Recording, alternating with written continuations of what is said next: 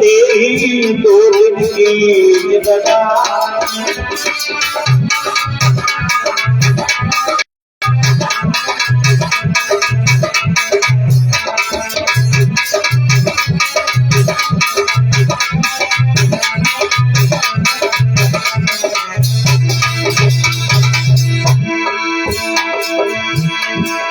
सबसे मीठी पानी को तेरी दूध की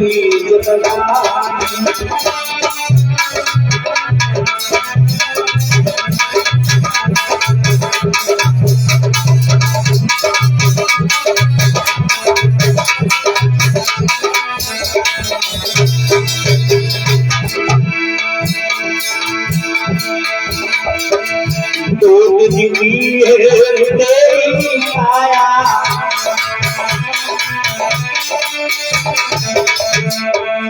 विद्वान लिख रहा है अपने शब्दों में राहुल भाई। दूध की तेरी छाया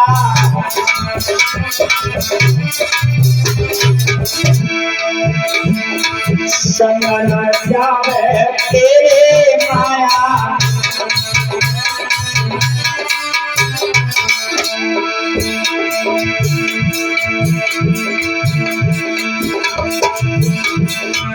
बंदे राम नाम तू बोल तेरी दूध की बता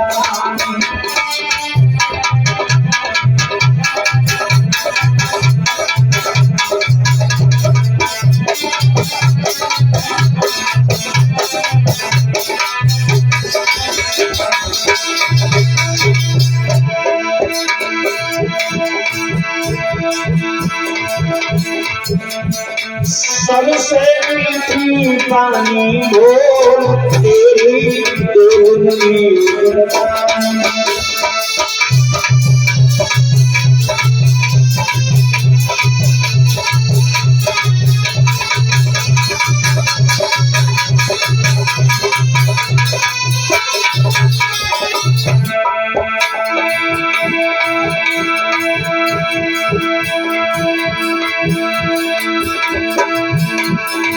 जब दूध ले खोया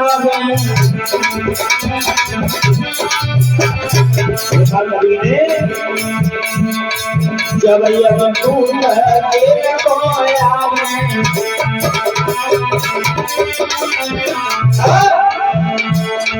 मारी मारे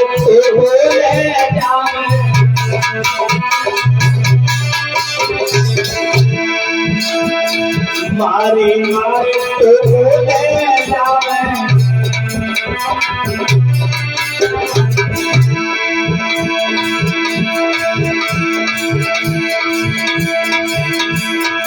तेरी खुदाई सारी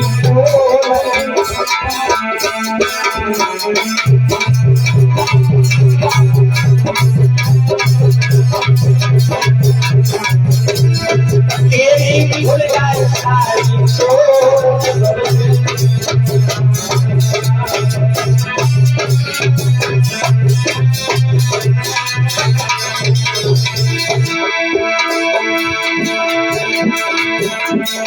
सबसे मीठी पानी बोल तेरी दूध की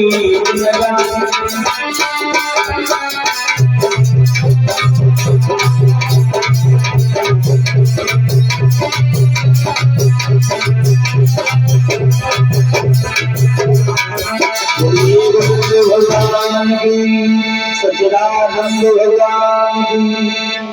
श्री सुखदेव जी बोले राजन परीक्षित जी बात का है पंखा चलवाओ।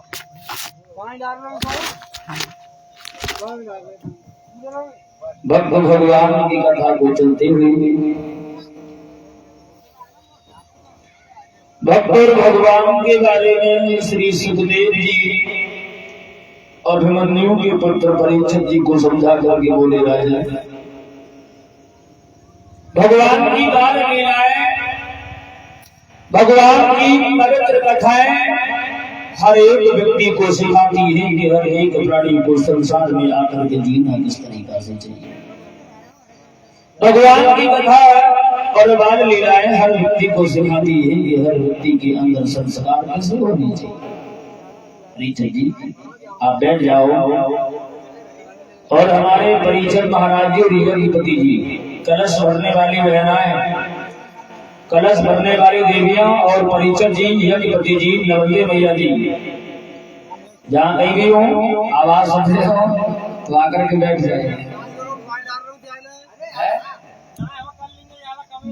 तुम बैठे जाओ, हमारे बड़ी घटिया घाट फरुखाबाद लगी रहती है।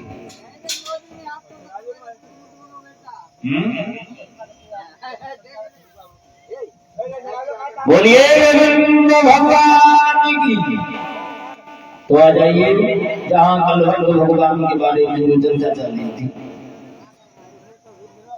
कल जो प्रसंग चल रहा था सभी भक्तगण ध्यानमंद होकर के श्रवण काम कर रहे थे प्रसंग का कि किस तरीका से नगर अयोध्या में महाराज त्रिशंकु के पुत्र हरिश्चंद्र, महाराज हरिश्चंद्र की जात विश्वामित्र ने जब ली है तो उस जात में महाराज हरिश्चंद्र जो थे वो सफल हो गए।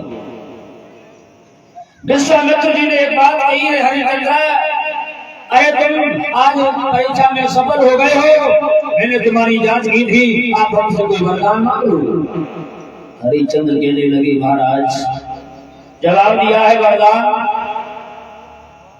वरदान क्या मांगे? वरदान मेरी पत्नी अगर कुछ मांगना चाहती है तो वो मांगे। रानी तारा के पास में विश्वामित्र जी पहुंच गए, जवाब दिया रानी तारा बेटी अरे मैंने तो केवल तुम्हारी एडवाइस की थी, तुम्हारे गुरु जो वशिष्ठ है उनसे शर्त लगी थी कि मेरा शिष्य कभी धर्म से गिर नहीं सकता, इसलिए मैंने तुम्हारी जांच की थी, कोई वरदान मांग लो। आप परीक्षा में सफल हुए, जवाब दिया मैंने जैसा तुम्हारा नाम सुना था वैसा काम भी सुन लिया, आप कुछ मांगो। जवाब दिया है नाथ अरे हमें क्या दोगे बाबा जी, जब जब मेरा सहोदर में जन्म हो तब तब मुझे यही पुत्र और यही पत्नी की प्राप्ति हो, यही पति मिले। तारा ने उत्तर दिया है। विश्वामित्र जी ने जवाब दिया जाओ जब जब तुम्हारा सहोदर में जन्म होगा तब तब तुम्हें यही पुत्र और यही पति मिलेगा। रोहितास ने मांगा है, जवाब दिया बाबा जी जब जब मैं इस भोजन पर आऊं तब तब यही माता पिता हमें मिले और मैं इन्हीं दोनों का पुत्र बनकर गया। विश्वामित्र जी ने कहा है कि आप मांग लो हरिश्चंद्र जी से। तो हरिश्चंद्र बोले हम क्या मांगेंगे बाबा जी? स्वामी इतना दीजिए जामे कुटुंब समाए, मैं भी भूखा ना रहूं संपन्न हो जाए। जवाब दिया है। दोबारा से महाराज हरिश्चंद्र अयोध्या के राजा हुए जिनका नाम सदा सदा के लिए अमर रहा। आज उनके नाम का लोग गुणगान करते हैं और ये बात महाराज हरिश्चंद्र जी को एक स्वप्न की भांति केवल याद रही। उनकी परीक्षा हुई, मुसीबतों का सामना किया, इस बात को महाराज हरिश्चंद्र जी एक स्वप्न की भांति याद रही इनको और भूल गई। उसी नगर अयोध्या में महाराज दशरथ जी के यहाँ पर मर्यादा पुरुषोत्तम श्री राम जी का अवतार कैसे हुआ था थोड़ी देर के लिए देखेंगे। वैसे जैसा कि हम पहले बता चुके हैं, कल मैंने कहा था कि दिन में कृष्ण का जन्म होगा, आज कृष्ण का तो जन्म होगा, लेकिन जब तक आप चंद्रवंश की सूर्यवंश में नहीं प्रवेश करोगे तब तक चंद्रवंश में कैसे प्रवेश कर जाओगे? जड़ तो वही है। तो थोड़ी देर देखेंगे। वैसे भागवत में सूर्यवंशी कथाएं जो है बहुत कम है, रामायण की कथा बहुत कम दी गई है। सुखदेव जी ने परीक्षित जी को सूर्यवंश का चरित्र बहुत कम सुनाया था, रामायण की कथा बहुत कम कही थी, मात्र 1.5 अध्याय। राम जी का जन्म कैसे हुआ, फिर राम जी का विवाह कैसे हुआ, इतनी कथा केवल भागवत में आती है। भागवत में विस्तार पूर्वक अगर कोई कथा है तो केवल कृष्ण जी का चरित्र है भागवत में। विस्तार से अगर किसी की कथा है तो केवल चंद्रवंश की कृष्ण जी की कथा है। क्यों?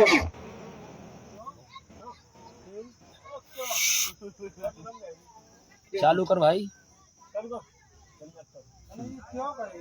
हैं।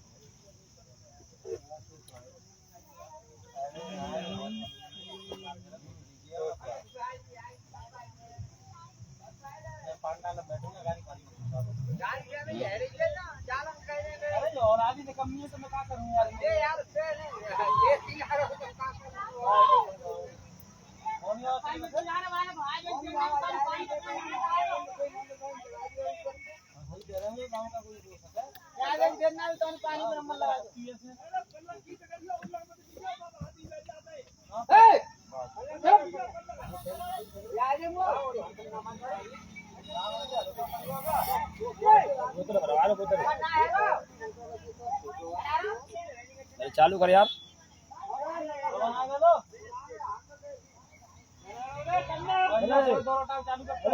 बोलू पे भाई। हेलो ना आओ मत 2 बजे की बात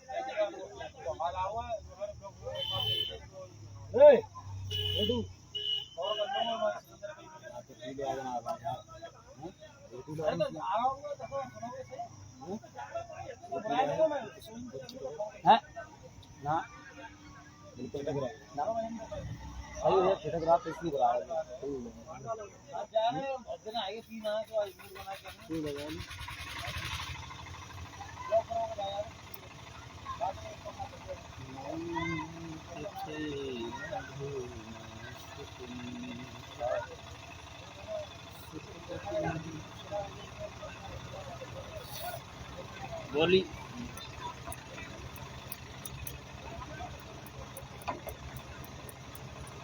हेलो हेलो बोलिए गोविंद भगवान की, सच्चिदानंद भगवान की। श्री सुखदेव जी बोले हैं कि राजन परिचय भागवत प्रसंग में पुराण में मात्र 1.5 अध्याय मानस की कथा दी गई है। राम जन्म और राम विवाह की कथा विस्तार पूर्वक से अगर भागवत में अगर किसी की कथा है तो केवल चंद्रवंश की कथा है। भगवान याद केंद्र सरकार योगी राज कृष्ण जी का चरित्र दिया गया। क्यों विस्तार पूर्वक कृष्ण की कथा क्यों है? क्योंकि महाराज परीक्षित जी को श्राप लगा था कि तुम्हें 7वें दिन तक्षक आकर के रसेगा, तुम्हारी मृत्यु हो जाएगी। और राम की जो कथा है यह सिखाती है प्राणी को जीना कैसे चाहिए, और कृष्ण की कथा सिखाती है कि हर प्राणी को मरना कैसे चाहिए। परीक्षित जी का मोक्ष करवाना था, उन्हें मुक्ति प्रदान करनी थी। राम की कथा जीना सिखाती है और कृष्ण की जो कथा है यह मुक्ति का द्वार बताया गया है, यह मोक्ष का द्वार बताया गया है। इसीलिए भागवत में विस्तार पूर्वक अगर कथा कोई है तो केवल चंद्रवंश की कथा दी गई। ये बात हम नहीं कह रहे हैं परीक्षित जी। भागवत में 12 स्कंद होते हैं। भागवत में 12 स्कंद होते हैं और 12 स्कंदों में 9वें स्कंद में 23वें अध्याय का 19वां श्लोक संकेत करता है वर्णयाम महापुण्यम सर्व पाप हरहणाम यदुर्वंशम नरसत्ता सर्व पाप परमोषि। यानी वर्णयाम महापुण्यम सर्व पाप हरहणाम यदुर्वंशम नरसत्ता सर्व पाप परमोषि। जो चंद्रवंश की कथा को सुनता है जन्म जन्मांतर के उस पापी के पाप जो होते वो नष्ट हो जाते हैं चंद्रवंश की कथा सुनने से।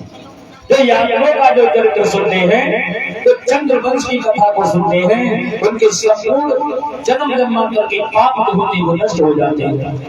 ये बात मैं नहीं कह रहा हूँ, एक विद्वान लिख रहा है। क्या लिख रहा है?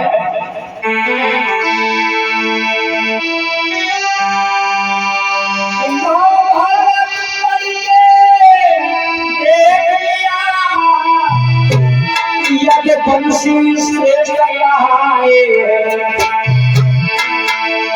ये यादव वंश हमारे मुरली गाते आए।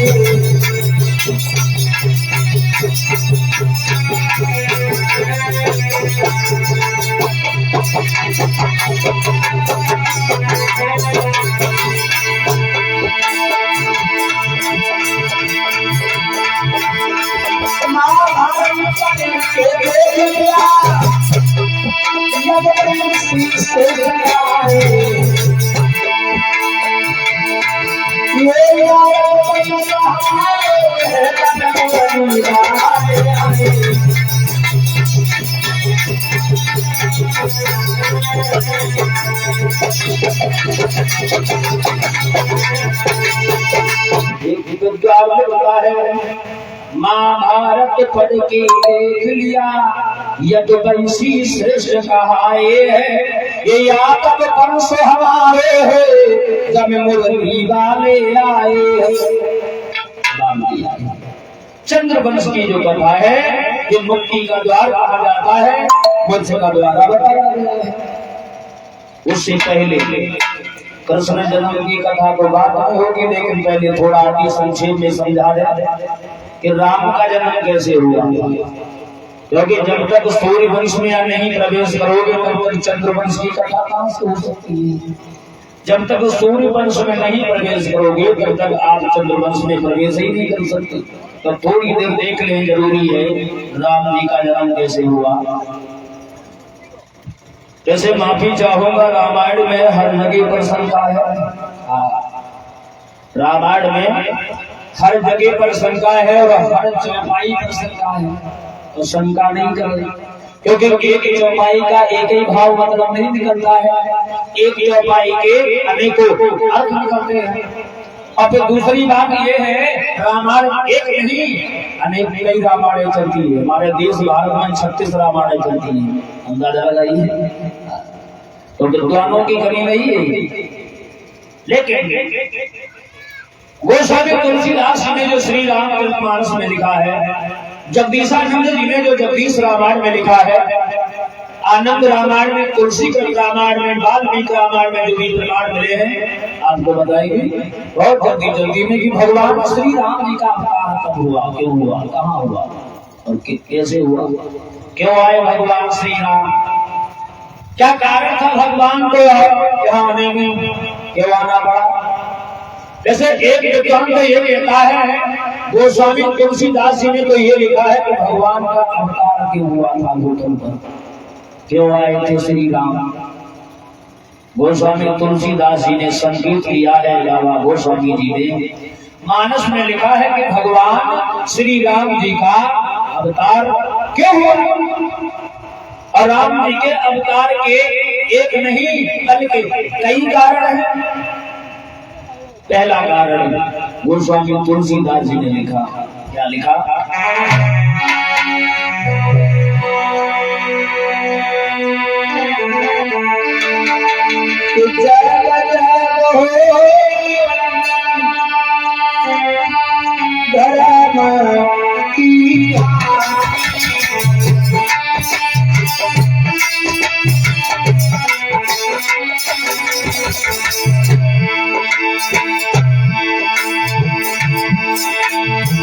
गोस्वामी तुलसीदास जी लिखते हैं कि भगवान श्री राम का अवतार क्यों हुआ।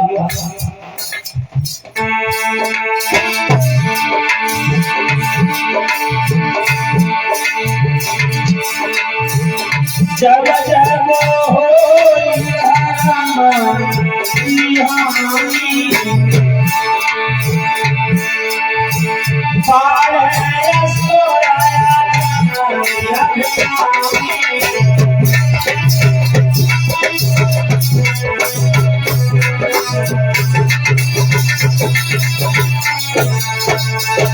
जब जब हो और धर्म की रानी बाढ़े असुर अधम अभिमान, तब तब धरि प्रभु दिव्य दुशरीरा।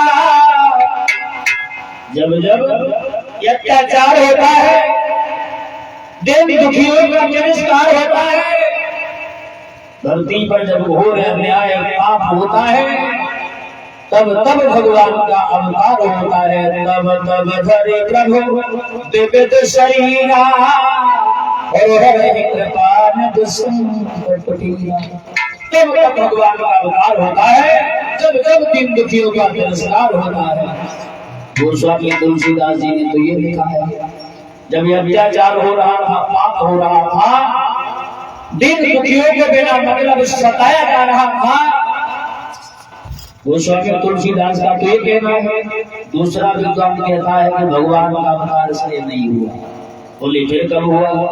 बोले भगवान का अवतार हुआ था एक बार मनु शत्रुपा जी ने भगवान की घोर तपस्या की, भगवान के स्वरूप की, और जब घोर तपस्या की तो भगवान प्रकट हुए, जवाब दिया है मनु शत्रुपा जी से, आप कोई वरदान मांगो, तुम्हारी भक्ति को देख करके हम बड़े मगन हुए, बड़ा अच्छा लगा।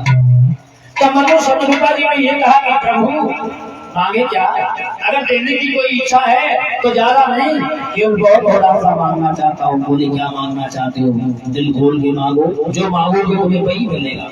जवाब दिया प्रभु हमारी इच्छा ये है, एक बार तुम मेरे घर में पुत्र बन के आओ। मनु शत्रुपा जी ने कहा एक बार मेरे घर में तुम पुत्र बन करके आओ। भगवान बोले चिंता नहीं करो, वो समय आने दो जिस दिन हम तुम्हारे घर में तुम्हारे गर्भ से पुत्र बन करके आए। जवाब दिया पुत्र बनो। मनु शत्रुपा जी को वरदान दे दिया कि तुम्हारे घर में पुत्र बन के आएंगे। तो कई मनु शत्रुपा दशरथ और कौशल्या हुए हैं, कई भगवान विष्णु का अवतार मर्यादा पुरुषोत्तम भगवान श्री राम युग त्रेता में अयोध्या में दशरथ जी के यहाँ पर उन्होंने जन्म लिया। दूसरा विद्वान ये कहता है कि राम का अवतार इसलिए नहीं हुआ था। बोले फिर क्यों हुआ था? जवाब दिया है राम का अवतार हुआ था लंका का विनाश करने के लिए। लंका का विनाश करने के लिए लंका में जो रहता था रावण का वध करने के लिए भगवान का अवतार हुआ। जवाब दिया लंका का विनाश करने के लिए। साथ साथ ये भी बताते चलिए लंका, जिस लंका में रावण रहता था, इस लंका का विनाश करने के लिए भगवान क्यों आए? इस लंका का निर्माण कैसे हुआ? एक जगह पर यह प्रमाण मिलता है कि लंका का निर्माण कैसे, लंका शंकर जी की बनाई गई, शंकर जी की थी ये लंका, शंकर जी ने बनवाई थी मैया पार्वती जी के लिए शयन करने के लिए, विश्राम के लिए।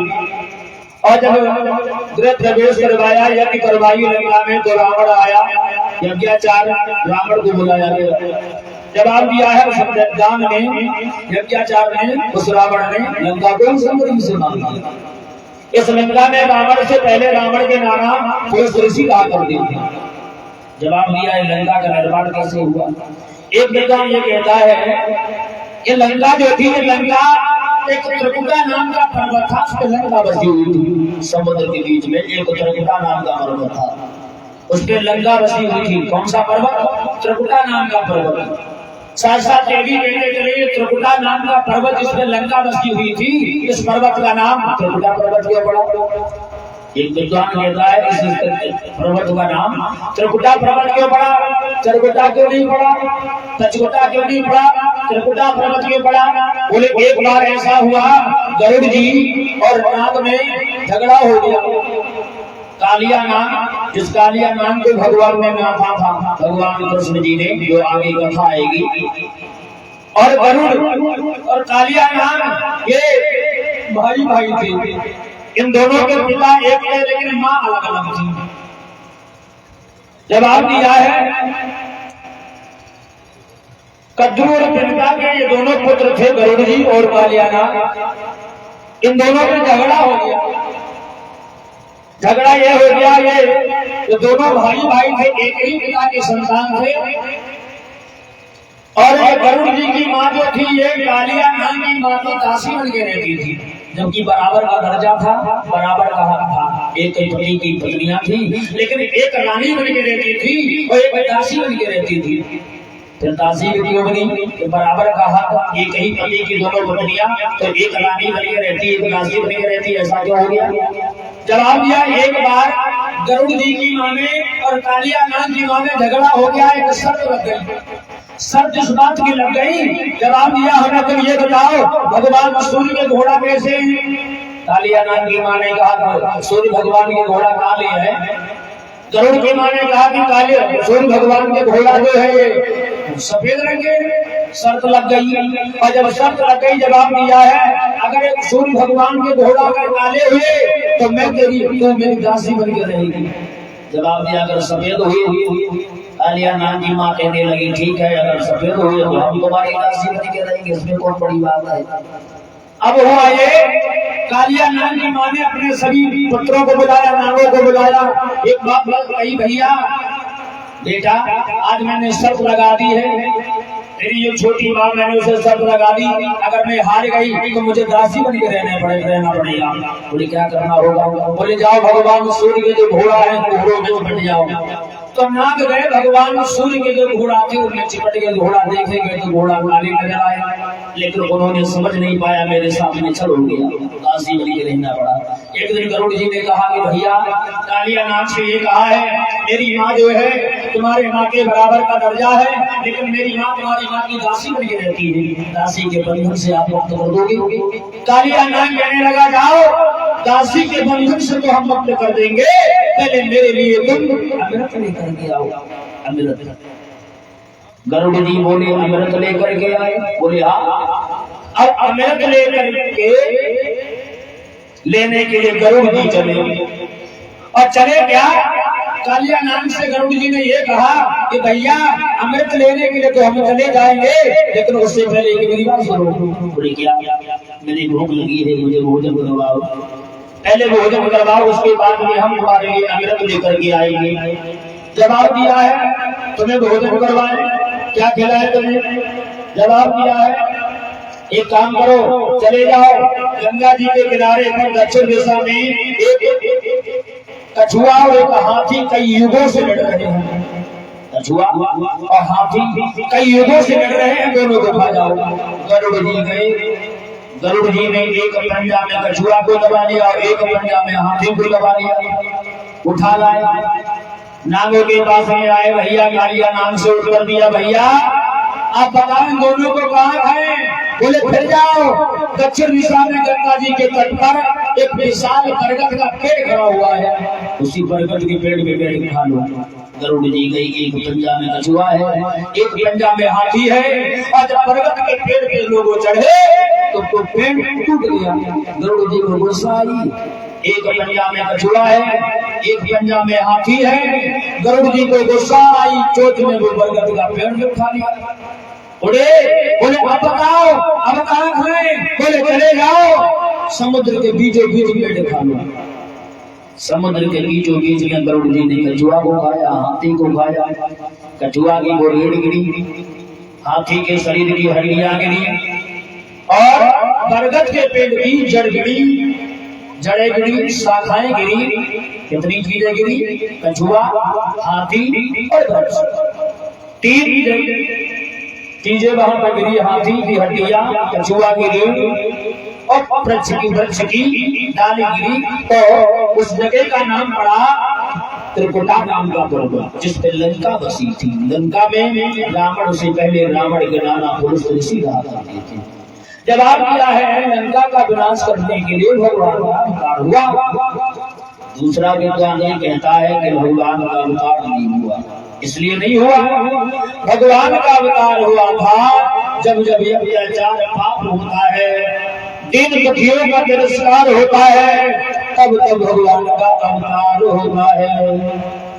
जवाब दिया गोस्वामी तुलसीदास जी लिखते हैं, जब रावण कुंभकर्ण जैसे योद्धा दिन प्रतिदिन जब अत्याचार करने लगे हैं, अन्याय करने लगे हैं, घोर अत्याचार अन्याय अधर्म करने लगे हैं, उस पाप को अन्याय को देख करके भगवान को आना हुआ। भगवान श्री राम का जब अवतार नहीं हुआ था, उससे पहले क्या दशा थी?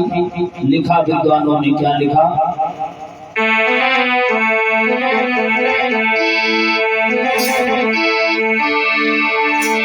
बाड़े बहु दजुआरी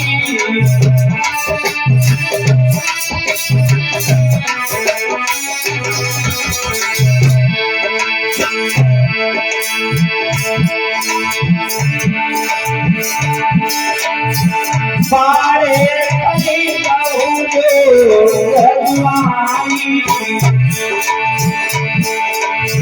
जे पति परिधि परनाई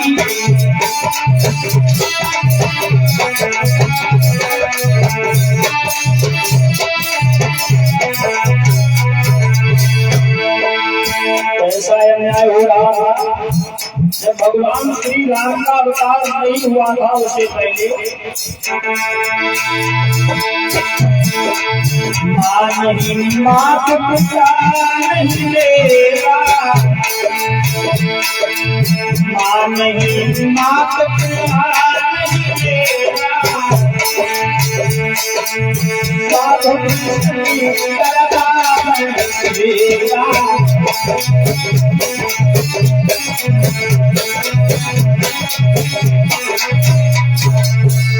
माँ नहीं माँ तो पिता नहीं देगा और साधन सम करवावे सेवा।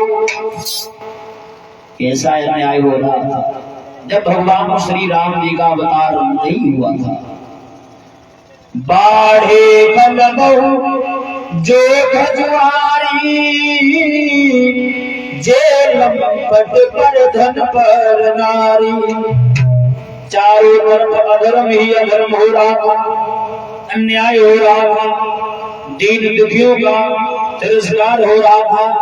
मंदिरों में पुजारी नहीं जाते थे बदगुण कराते थे। गौशालाओं में गाय की कोई सेवा नहीं करता था कोई पूजा नहीं करता था। ऐसा अत्याचार हो रहा था। तो एक विद्वान अपने शब्दों में लिख रहा है लिखा है पंडित विनीत दास जी ने जब राम का अवतार नहीं हुआ था उसे कहने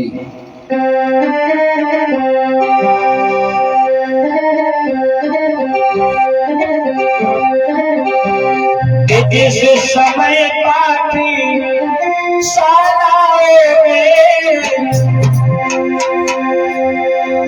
नरमासी पकाए जाए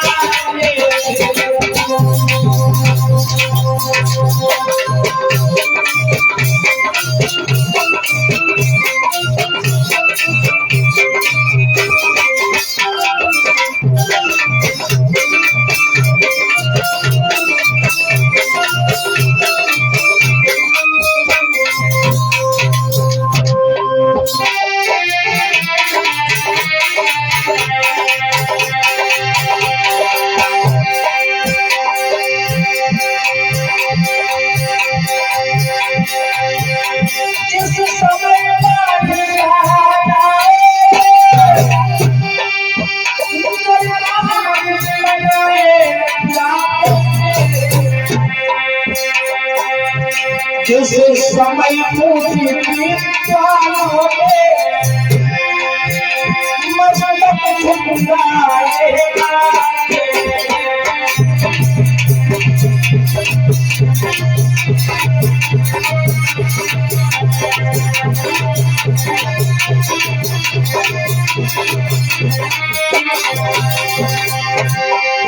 क्या दशा थी जो भगवान मर्यादा पुरुषोत्तम जी का अवतार नहीं हुआ था। कैसा न्याय हो रहा था लिख रहे हैं कवि विद्वान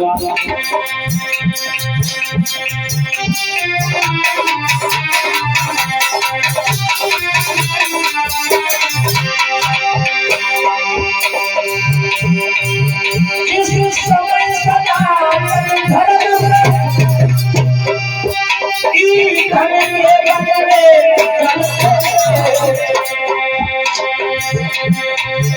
जिस समय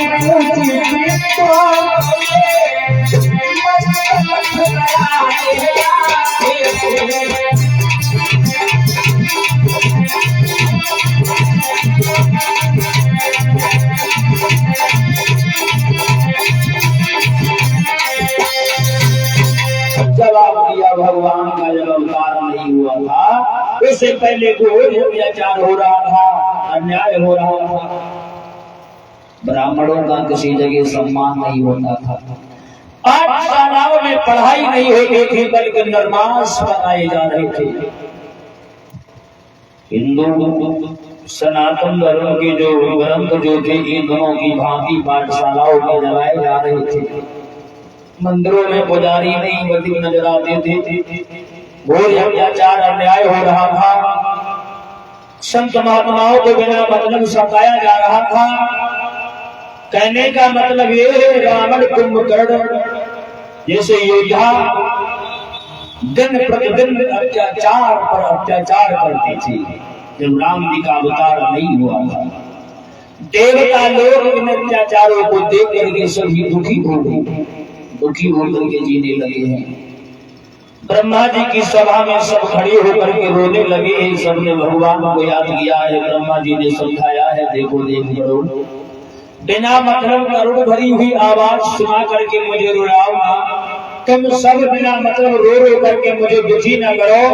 तुम्हारा दुख हमसे नहीं, बल्कि तुम्हारा दुख दूर जब ही होगा जब परमात्मा का अवतार होगा। उनको याद करोगे, वो आएंगे, उनके सिवा तुम्हारे कष्टों को मिटाने वाला कोई।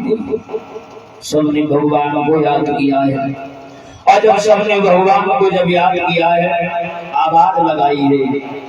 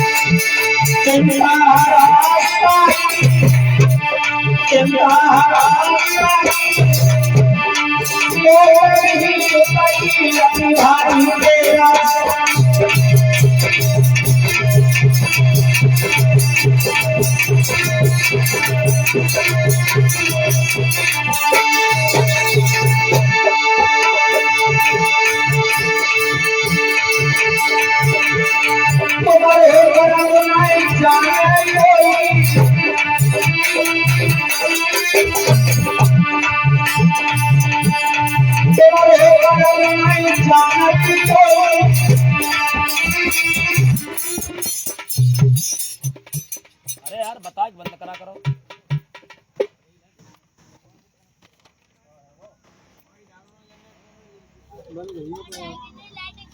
लाइट नहीं गई है।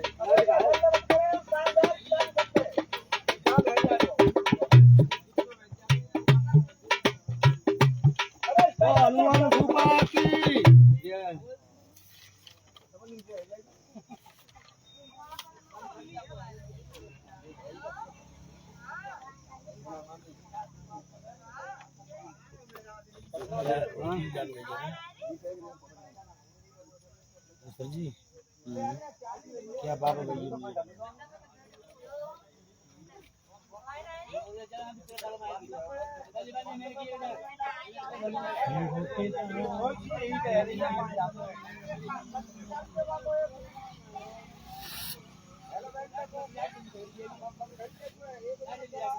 आज पंखा बहुत दूर पहुंच जाते बिहार नायरी अपन जहन यहाँ पे यार यहाँ रखो या दूसरा पंखा रटा मंगवा लेना जल्दी जाना चले तुम्हारी क्या हो गया भाई कृपा करेगी क्या बात हुई कि जनरेटर क्यों बंद हो क्या ये चले हैं तो परिचय जी ये आए यहाँ पर हेलो क्या हो गया देखो ना भाई भैया रे 7 रुपये में बैठा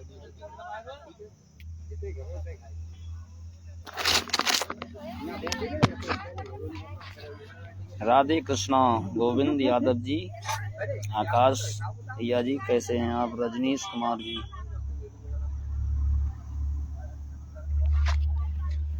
कमेंट कर दिया करो भाई, देख रहे हैं कि चले गए।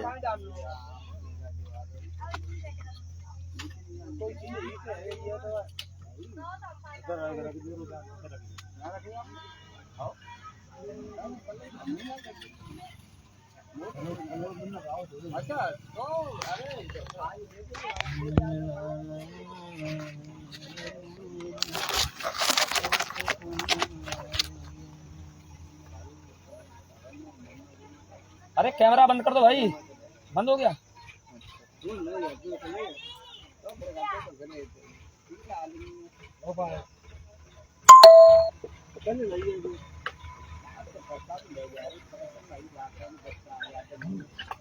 ऐसा कोई नहीं है,